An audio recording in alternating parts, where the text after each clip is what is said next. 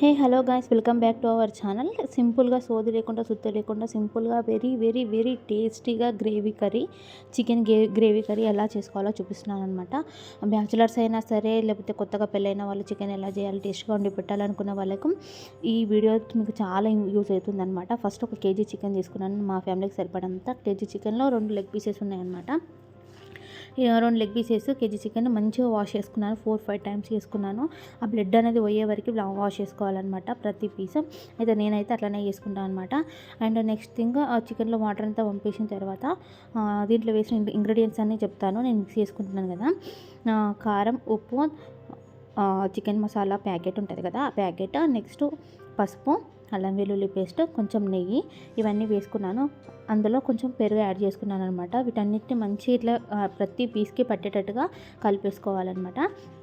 కలిపేసుకున్న తర్వాత ఇందులో ఇంకేమైనా మర్చిపోయానా, కారం, ఉప్పు, నూనె, పసుపు, అల్లం వెల్లుల్లి పేస్ట్, పెరుగు, చికెన్ మసాలా, ఇవైతే నేను యాడ్ చేసుకున్నాను. మళ్ళీ అందుకే రిపీట్ చేస్తున్నాను.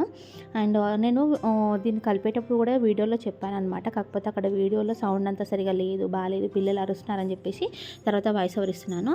ఇలా అన్నీ కలిపేసి పెట్టుకొని, యాక్చువల్లీ దీన్ని ఎక్కువసేపు పెట్టుకోలేను పక్కన మ్యారినేట్ చేసేసుకొని. కాకపోతే చికెన్ కడిగేసుకొని ఇవన్నీ కలిపేసుకొని పక్క పెట్టుకొని తర్వాత ఆనియన్, పచ్చిమిర్చి అవన్నీ కట్ చేసుకున్నాను అనమాట. అవి కట్ చేసుకునేంతసేపట్లోనే ఇది పీసెస్కి అంతా పట్టేస్తుంది అనమాట. పెరిగేసాను.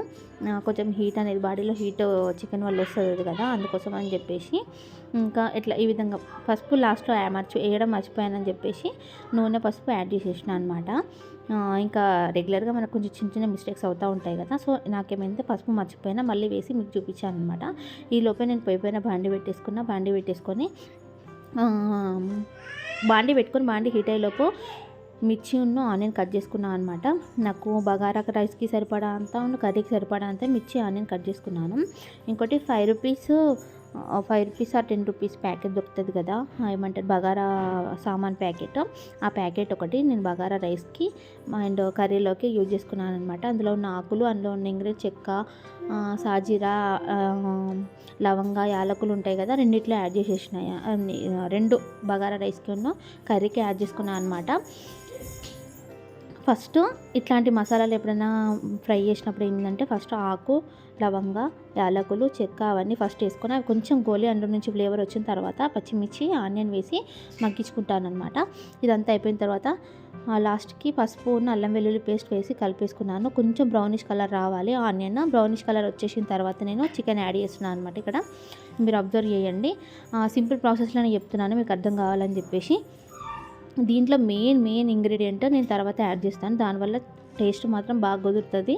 ఆ ఇంగ్రీడియంట్ ఏంటో చికెన్ మగ్గిన తర్వాత కొంచెం అందులోని వాటర్ అంతా వెళ్ళిపోయి మగ్గిన తర్వాత యాడ్ చేయాలన్నమాట. ఇప్పుడు ఆల్రెడీ మధ్యలో తీసుకొని కలుపుతూ ఉండాలి, అడుగంటుతుంది. ఎందుకంటే మనము అన్నీ ఫస్టే కలిపేసుకున్నాం కదా, ఎక్కువగా సైలెన్స్ అన్నీ ఫస్టే కలిపేసి పెట్టుకున్నాం కాబట్టి మధ్యలో కలుపుతూ ఉండాలి, లేకుంటే మాడుతుంది అనమాట, అడుగంటుతుంది.